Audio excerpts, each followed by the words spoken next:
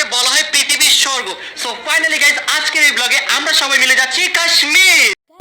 তোমরা দেখতে পাচ্ছ রাকিব হুসাইনের মাথাটা ফেটে গেছে এবং এই যে তো ছেলে মেয়ে দেখতে পারছো তারা কিন্তু শহীদ হয়ে গেছে।